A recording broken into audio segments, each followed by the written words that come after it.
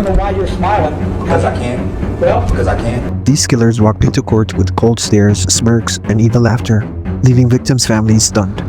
Here are some of the most disturbing inmates who showed no remorse in court. Number 1.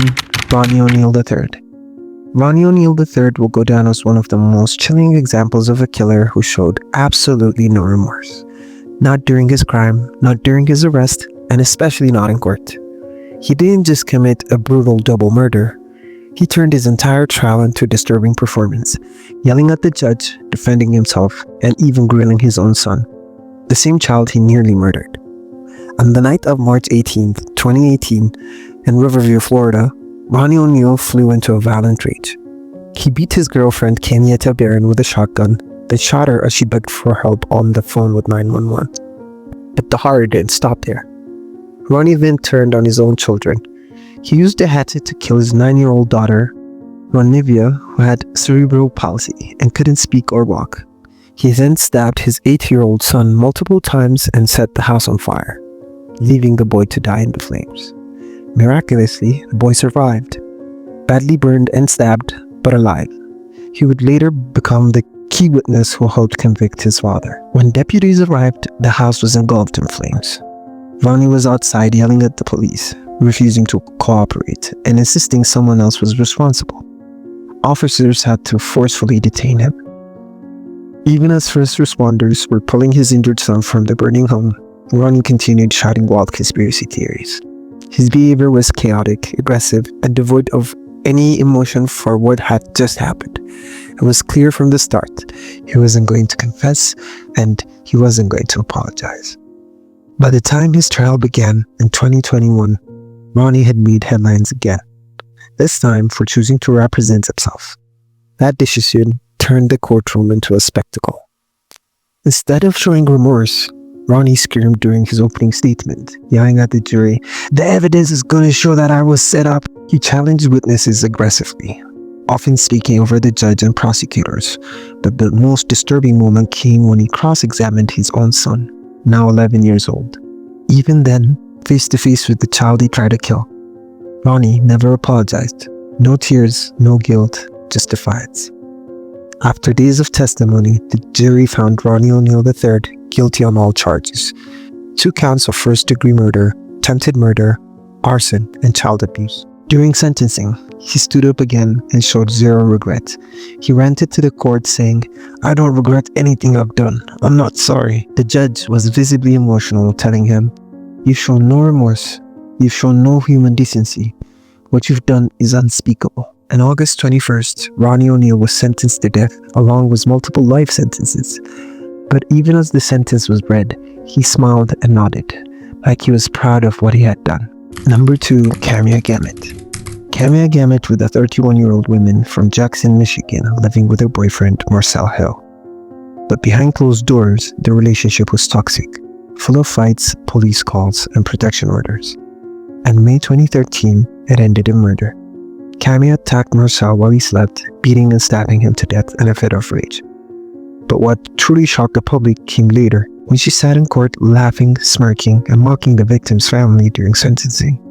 It was a chilling display of zero remorse. On the night of May 17, 2013, police responded to the apartment Kamia shared with Marcel. What they found inside was horrifying. Marcel Hill had been bludgeoned and stabbed repeatedly. The autopsy revealed over 70 injuries, including blunt force trauma to his head and multiple deep stab wounds. Investigators determined Kamia had used a floor lamp, a kitchen knife, and a frying pan during the attack. Blood was splattered across the walls, floor, and ceiling, a sign of how prolonged and violent the beating had been. Marcel had been killed while trying to crawl away. According to prosecutors, the murder was triggered by an argument over a text message Kamia saw on Marcel's phone. But given the level of force and brutality, this wasn't just a heat-of-the-moment fight. It was overkill. When police arrived, Kamia showed no visible distress. She initially claimed that Marcel had attacked her and that she acted in self-defense, but her injuries didn't match her story, and the scene told a different story entirely. Marcel had been unarmed and lying in bed when the attack began. Kamia was arrested on the spot and charged with open murder. Her calm demeanor and conflicting statements immediately raised red flags for investigators. Kamia's trial took place in 2014. The prosecution presented overwhelming physical evidence, including blood patterns, the weapons used, and the sheer number of wounds. Photos of the crime scene were described as some of the worst investigators had ever seen. The jury heard from neighbors who testified that they heard Marcel screaming for help before the noise went silent. The defense tried to paint the case as mutual violence in a troubled relationship, but the level of brutality made that hard to believe. After a swift guilty verdict, the court moved to sentencing. Kamia was facing life in prison without parole. The victim's family gave emotional impact statements, describing Marcel as a gentle, kind man who didn't deserve to die in such a brutal way. But instead of showing remorse, Kamia stared ahead blankly, until it was her turn to speak. What followed was a display that left the entire courtroom stunned. As the victim's aunt begged the court for justice, Kamia rolled her eyes, laughed, and cut her off mid-sentence, saying, "Y'all act like he was a saint." When the judge asked if she had anything to say before sentencing, she replied with a smirk, "No, I'm straight." Her entire demeanor was cold, defiant, and completely lacking in empathy. The judge, visibly furious, called her a monster and said, "I hope you die in prison." He added that her behavior was amongst the worst he'd ever seen in a courtroom. It wasn't just a crime that disturbed the public. It was the attitude she carried after it. No apology, no regret, just smug defiance. To this day, Kamia Gamut remains in a Michigan prison serving life without parole. Number 3. Bryce Rhodes. Bryce "Bramble" Rhodes was a 25-year-old aspiring rapper from Louisville, Kentucky, with a history of violence and probation for assault. In May 2016, he went on to commit a triple homicide so brutal it shocked his community. And when he finally faced a jury, he sat stone-faced, firing lawyers, smirking at family members, and even spitting at a prosecutor.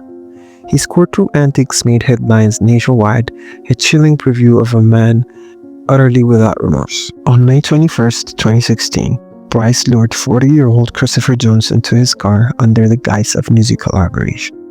Instead, Rhodes shot Jones in the head on a quiet residential street. Minutes later, two teenage brothers, 14-year-old Larry Ordway and 16-year-old Maurice Reese Gordon, witnessed the killing. Rhodes chased them, stabbed both repeatedly, and doused their body in lighter fluid and set them aflame behind an abandoned house. Investigators later counted dozens of stab wounds and found evidence he tried to conceal the bodies with nearby debris. 3 lives snuffed out in cold blood, all within the span of a single brutal hour. 2 days later, police arrested Rhodes at a low-rent apartment. Detective had traced cell-tearing pings, and DNA under Jones's fingernails matched Rhodes. He was calm when cuffed, no guilt, no tears. In fact, as officers read him his rights, he leaned back in the squad car, scrolling on his phone. It was clear from the outset that this was not a man who was about to confess. Bryce Rhodes now sits in Kentucky prison serving 3 life without parole sentences. His case is remembered not only for its brutality, but for the unnerving spectacle of a killer who never once seemed to regret what he'd done. Number 4. Taylor Shaw Business. Taylor Shaw Business was just 24 years old when she committed one of the most gruesome murders in Wisconsin history. But it wasn't just the brutality of the crime that shocked the public, it was her behavior afterward. In court, Taylor showed no signs of guilt. She smirked, laughed, and at one point even physically attacked her own attorney. Her disturbing lack of remorse made her case infamous and landed her on the list of killers who showed absolutely no regret. On February 23, 2022, police in Green Bay, Wisconsin responded to a horrifying 911 call from a woman who said she had found a severed human head in a bucket in her basement. The woman was the mother of Shad Thierry, a 25-year-old man who had recently been dating Taylor Shaw Business. Officers quickly identified Shad as the victim and Taylor as the last person seen with him. The details that followed were almost too graphic to believe. According to investigators, Taylor and Shad had begun using drugs together when things took a dark turn. During intimacy, she began strangling him with a chain and then kept choking him for over 5 minutes until he died. But it didn't end there. Taylor later told police she liked it and decided to keep going. She then used a knife to dismember his body, placing various parts in bags, boxes, and even a crock pot. The severed head was left in a bucket near the basement stairs. When officers found Taylor later that night, her clothes were stained with blood, and she calmly admitted everything. Taylor was found at a friend's house the next day, high and laughing. When police asked where Shad's body was, she casually told them she explained she didn't mean to kill him, but then laughed and said she had fun doing it. Investigators noted that she showed no emotion during the interview. She was calm, detached, and even joking about what had happened. Taylor was charged with first-degree intentional homicide, mutilating a corpse, and third-degree. Her trial was delayed several times as attorneys debated whether she was mentally competent to stand trial. Psychologists gave conflicting reports, but ultimately a judge ruled she knew right from wrong and could be tried. In court, prosecutors presented gruesome evidence. Photos of the crime scene, a recorded confession, and the disturbing items found at Shad's house. Taylor's defense team tried to argue she was insane at the time of the murder, but the jury didn't buy it. They took less than an hour to find her guilty on all counts. In July 2023, Taylor Shaw Business was sentenced to life in prison without the possibility of parole. The judge said her actions showed total disregard for human life and that the crime was so brutal, no other sentence would be appropriate. Shad's family, particularly his father and uncle, gave emotional statements. They said he didn't deserve what happened and begged the court to ensure Taylor never walked free again. The courtroom was silent, except for Taylor. Throughout her court appearance, Taylor Shaw Business was openly mocking, disruptive, and violent. She smiled and laughed during hearings, especially when the crime scene was described. She rolled her eyes when the victim's family spoke and whispered comments to herself while prosecutors laid out the timeline. But the most shocking moment came in February 2023, during a pre-trial hearing. As her defense attorney tried to delay proceedings, Taylor suddenly turned and attacked him, knocking him to the floor.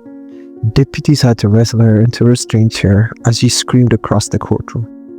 In another appearance, she was seen grinning when the judge listed the items found at the crime scene, like the bucket, knives, and the bags. Her attitude never changed. From arrest to conviction, she acted more amused than sorry. Even after her life sentence, she made no apology and showed no remorse. Instead, she left behind a courtroom full of people horrified, not just about what she did, but how little she seemed to care. Number 5. T.J. Lane. T.J. Lane was just 17 years old when he walked into his Ohio high school and opened fire on a group of students sitting in a cafeteria. But what really shocked the world wasn't just the murder of 3 innocent teens, it was how Lane acted in court. He wore a mocking t-shirt, smiled during sentencing, and delivered a statement so cold and twisted it left the entire courtroom in silence. He didn't cry, he didn't apologize. He simply didn't care. On the morning of February 27, 2012, T.J. Lane arrived at Carden High School with a .22 caliber pistol and a knife hidden under his clothes. He wasn't a student there. He attended an alternative school nearby. But he often took the bus to Carden, where many of his friends studied. At around 7:30 a.m., Lane entered the school cafeteria and walked up behind a group of students sitting at a table. Without warning, he opened fire, striking 5 students at close range. 3 of them would later die: Daniel Parameter, Demetrius Hurlin, and Russell King Jr. 2 others were seriously injured but survived. After the shooting, Lane fled the building and was later found by police near a wooded area where he surrendered without resistance.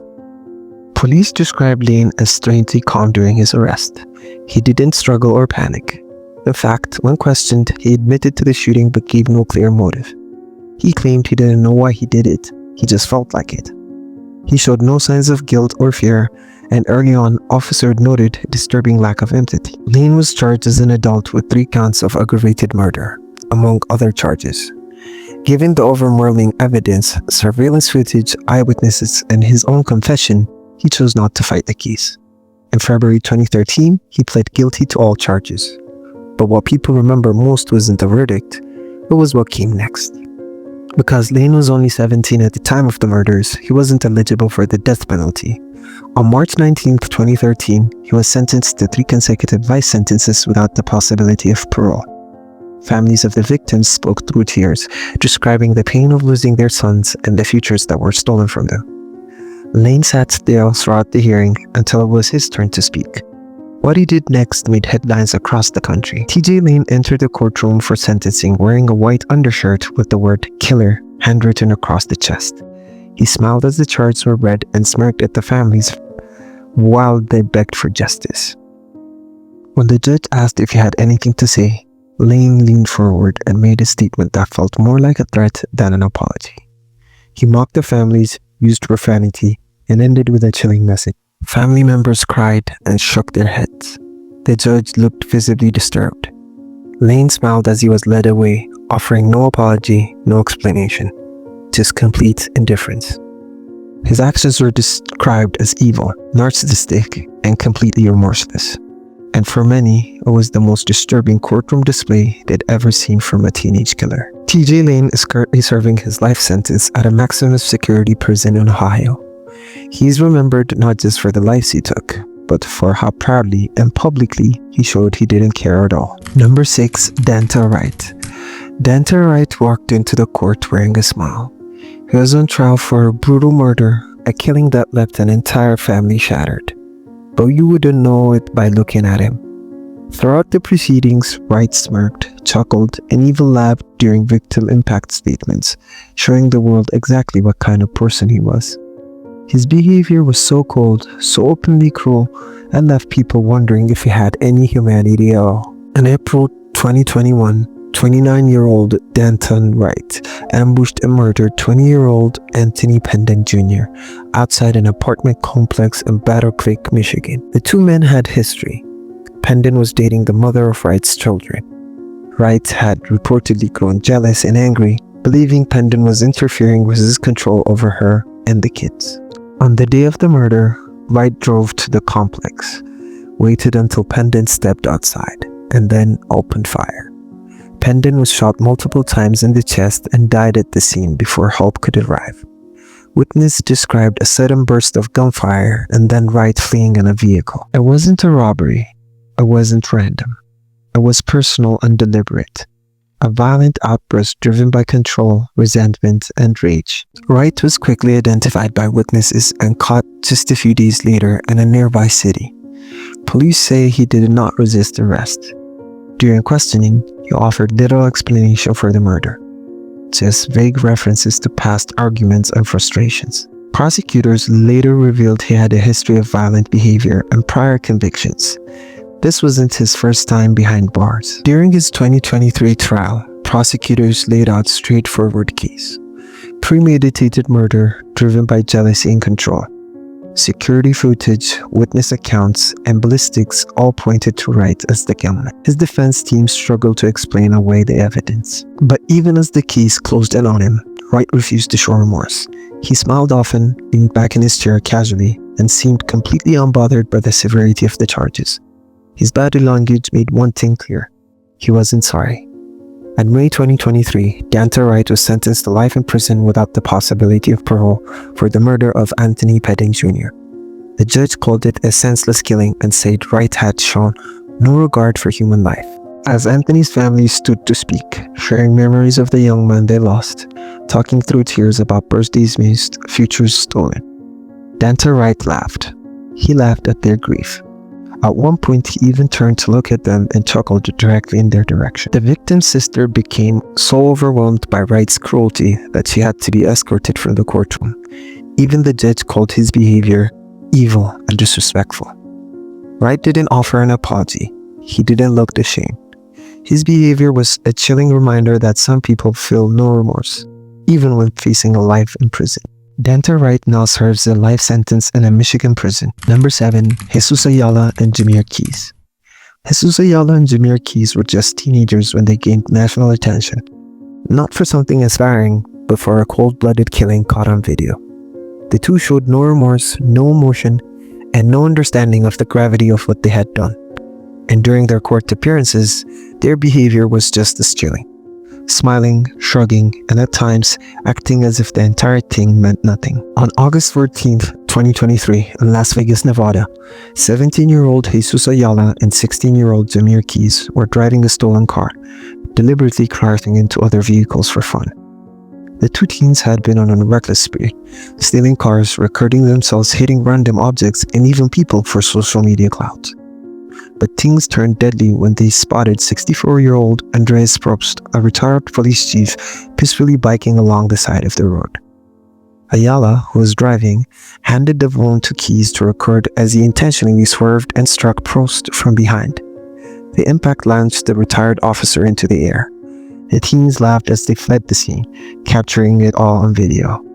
That footage, later leaked, sparked national outrage for its shocking cruelty. Probst died from his injuries. Police quickly located the stolen car and arrested Jesus Ayala just hours after the crash. At the time of his arrest, Ayala reportedly bragged about his criminal record, saying he wouldn't get in much trouble because he was a minor. Jir Keys was arrested shortly after, once police discovered the video footage he had recorded.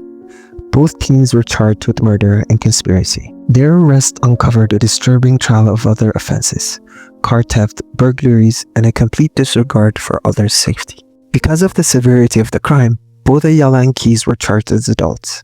In court filings, prosecutors emphasized how calculated the attack was. They weren't just joyriding. They were intentionally trying to hurt people for entertainment. Both teens pled not guilty, though the video showed the act clearly. The courtroom was tense, packed with reporters and grieving family members. Despite the mountain of evidence, neither teen showed remorse. As of mid-2025, both Jesus Ayala and Jir Keys are awaiting sentencing. If convicted, they each face the possibility of life in prison. Prosecutors have made it clear they'll be seeking the maximum penalties, citing the brutal nature of the crime and the lack of total empathy displayed by both boys. From the start, their courtroom behavior drew outrage. During early hearings, Jesus Ayala smirked at the cameras, leaned casually in his chair, and at one point even shrugged while being addressed by the judge. He made dismissive comments like, "It's just a hit and run," and acted like the situation wasn't serious. Jir Keys, though quieter, showed a similar lack of emotion, sitting stone-faced as the victim's family wept just feet away. Neither one apologized. Neither seemed to grasp the reality of what they had done. Their complete lack of remorse left a lasting impression, not just on the court, but on the entire country. Jesus Ayala and Jir Keys aren't just known for a horrific crime. They're remembered for laughing in the face of it, showing the world how dangerous a lack of empathy can truly be. Number 8. Jeremy Christian. Jeremy Christian wasn't just a killer. He was a man fueled by hate who exploded into national headlines after a brutal attack on a Portland train in 2017. But what shocked people almost as much as the killings themselves was how he acted in court afterward. Loud, smirking, and aggressive, even yelling at the victims' families. Jeremy's lack of remorse was impossible to ignore. On May 26, 2017, Jeremy Christian boarded a McFlight rail train in Portland, Oregon. He was already known locally for violent political rants, but that day, things went further. He began harassing 2 teenage girls, one of whom was black and wearing a hijab. Several passengers tried to de-escalate the situation, telling him to stop the hate speech. That's when Christian pulled out a knife. Without warning, he stabbed 3 men, 52-year-old Ricky Best, 23-year-old Taliesin Makai Meche, and 21-year-old Mika Fletcher, all of whom had stepped in to defend the girls. Best and Namakai Meche died from their wounds. Fletcher survived but suffered serious injuries. The train car was left in chaos. Passengers tried to help the victims as Christian ran off the train, his knife still in hand. Christian didn't get far. He was arrested just minutes later by police while still near the train platform. Even during his arrest, his behavior was erratic. He shouted about freedom of speech and bragged about what he had done. Officers noted that he seemed more proud than panicked, ranting about patriotism and free will. Once in custody, he was charged with multiple counts of aggravated murder, attempted murder, and hate crimes. Jeremy Christian never denied the killings. His legal team tried to argue, diminishing capacity, suggesting that he was mentally unwell, but prosecutors were firm. This was an act of deliberate hate. During the trial, the focus wasn't on whether he did it, but on why he showed no regret. Witnesses described him as angry, confrontational, and obsessed with extreme ideologies. He refused to take the stand, but his disturbing courtroom outbursts made headlines on their own. In February 2020, Jeremy Christian was found guilty on all counts, including 2 counts of murder, attempted murder, and hate crimes. He was sentenced to 2 consecutive life sentences without the possibility of parole, plus additional time for the attempted murder and assault charges. The judge called it one of the most shocking and senseless acts of violence a court had seen, and said the lack of remorse played a major role in the sentence. Throughout the proceedings, Christian made it clear he didn't care about consequences. He often laughed in court, muttered under his breath, and even yelled at the families of the men he killed. At one point, he turned toward them and shouted, "I regret nothing." While being led out of the courtroom, he called himself a patriot and mocked the victims for stepping in. The outburst forced the court to increase security and at times even remove him from the room. He disrupted the trial so frequently that some family members later said his courtroom behavior was almost as traumatic as the attack itself. Jeremy Christian wasn't just guilty of murder, he was unapologetic about it. And in court, he made sure everyone knew he didn't feel a single ounce of shame.